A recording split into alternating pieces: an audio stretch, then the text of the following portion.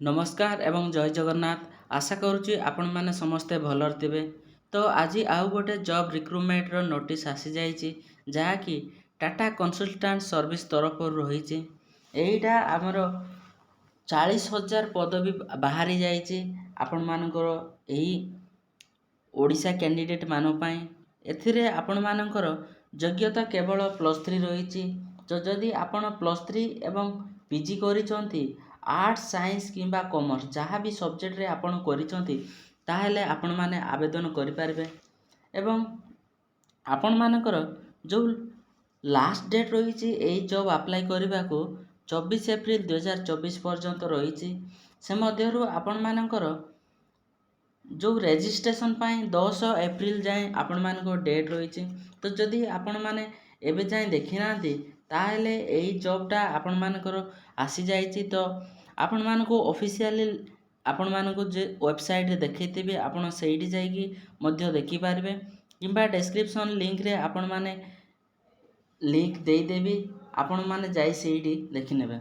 तो वीडियोटा स्टार्ट करी जिबा पूर्व चैनल रे जदि नुआ अछंती ताहेले चैनल को सब्सक्राइब करंतु एवं लाइक शेयर कमेंट करबा को जम्मारो भूलिबेनी।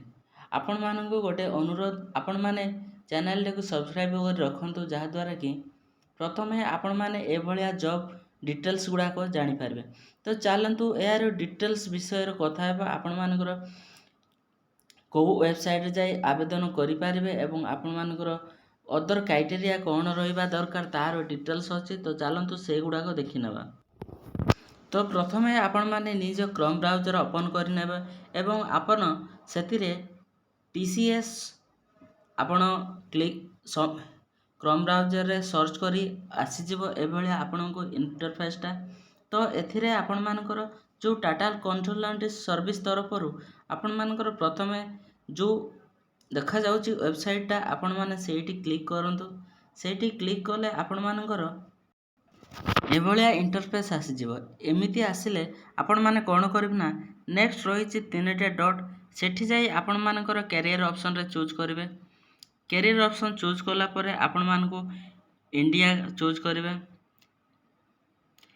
तापरे इंडिया चूज कर सरला परे आपण तळे सब्सक्रिप्ट रे गोटे आसीबो। तो आपण सब रे आसीबो सेइडा आपण चूज कर देबे इंडिया रा। तापरे आपण मानको से एडी लेखा आइतबो आपण मानकर we are looking for rockstar not robot एइडा नो आउ गोटे जो रहिछि आपण मानकर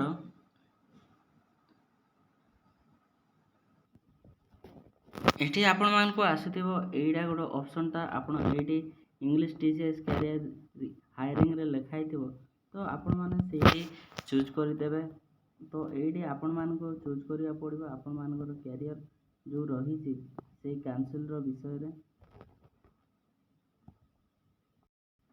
तापर एठी CTS कैरियर बर CTS इंडियन कैरियर पई आसीबो ऑप्शनटा।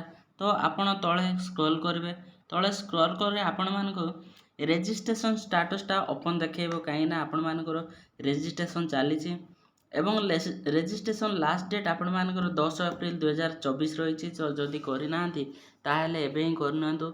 टेस्ट डेट आपण मानकर एप्रिल 2024 रे होई पारे। एप्रिल 2024 रे आपण मानको टेस्ट एठी आपण जदि रेजिस्टर करबा चाहछंती आपण रेजिस्टर हियर रे क्लिक करि देबे। तापर रहिछि आपण मानकर बहुत गुडा क्वेश्चन रहिथिबो आपण जो जॉब विषय रे। तो एथिरे आपण मानकर टेस्ट एलिजिबिलिटी कोन रहिछि तार डिटेल्स मध्ये देखिनबा। तो प्रथमे आपण माने CGPA 6% थिबा निहाती दरकार जहा कि +3 रे ताहेले जाई ए पोस्टटा आवेदन करि पारबे।